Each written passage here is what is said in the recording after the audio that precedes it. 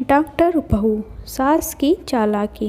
Priyanka doctor की पढ़ाई कर रही थी, लेकिन उनकी सास कोकिला को उनका पढ़ाई करना बिल्कुल पसंद नहीं था और वह जानबूझकर उन्हें घर के कामों में उलझाए रखती थी।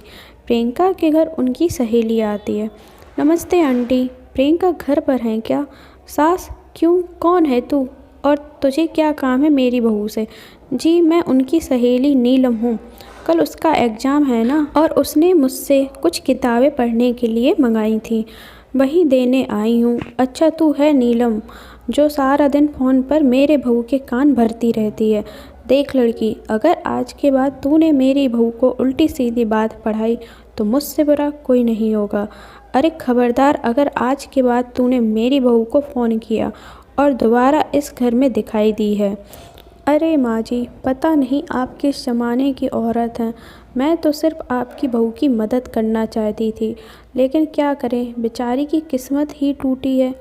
उसे आप जैसी सास मिली है। ठीक है, जाती हूँ मैं। बड़ी आई मुझे भाषण देने वाली, तेरी जैसी बहुत देखी हैं मैंने। सास कोकिला, अरे तेरी यह बेकार की पढ़ाई में क्या रखा है? बड़ी आई डॉक्टर बनने, चुपचाप घर के कामों में ध्यान दे। सास कोकिला, कल मेरी कुछ सहेलियां घर पर आ रही हैं, इनकी खातिरदारी में कोई कमी नहीं रहना चाहिए। बहू, जी माँ जी।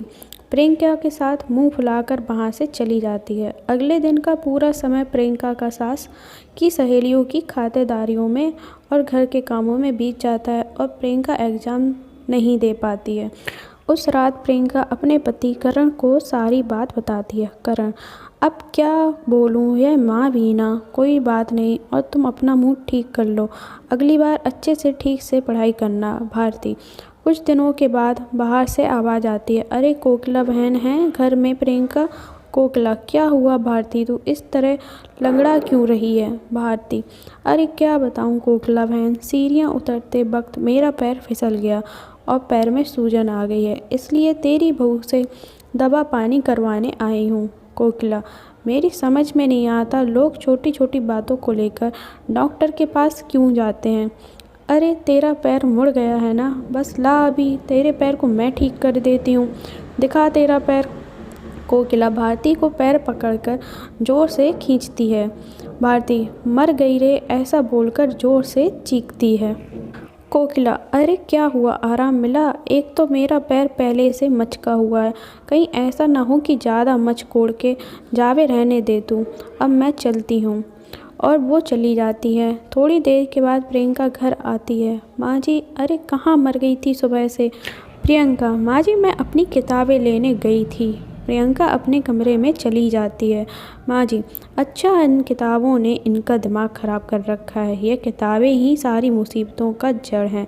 थोड़ी देर में ही वहाँ पेपर बस्ती लेने वाला और खाली बोतल लेने वाला चिल्लाता हुआ गुजर रहा होता है। सास ने बहू की सारी किताबें पेपर वालों को दी। पेपर वाला बोला, यह तो सब अंग्रेजी में लिखी हुई बहुत महंगी किताबें हैं।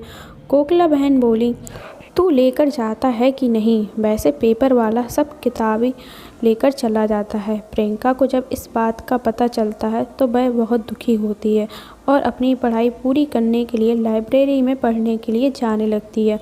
कुछ दिनों के बाद सास कहती हैं, अरे मर गई रे बाप। सास को बहुत दर्द होता है और वो चीखने लगती है, उसको सहा नहीं जाता। बेटा करण, क्या हुआ माँ, तुम्हारी तबीयत बिगड़ती जा रही है। वह बंगाली बाबा की दवाइयाँ नहीं लाई। माँ कोकिला, अरे नाम मत ले उस ठगी का, वह खुद का उपचार ही नहीं कर सकता, मेरा क्या खाक करेगा। बेटा करण, बेटा ठीक है ना माँ, मैं प्रियंका को फ़ोन करके बुलाता हूँ। प्रियंका लाइब्रेरी में बैठे हुए पढ़ रही होती है, तभी उसके पति करण का फ़ोन आता है। प्रियंका, जी बोलिए जी। करण, माँ की तबीयत ठीक नहीं है, जल्दी घर पर आओ। प्रियंका, जी मैं अभी आती हूँ। थोड़ी देर के बाद प्रियंका घर पहुँचती है और कहती है, क्या हुआ माँ जी? माँ जी, हाँ बहुत बड़ा बुखार है। प्रियंका, फिक्र न करो माँ जी, आप मुझे एक बार चेकअप करने दीजिए, सब ठीक हो जाएगा। माँ जी, अच्छा ठीक है बहू, जैसी तेरी मर्जी।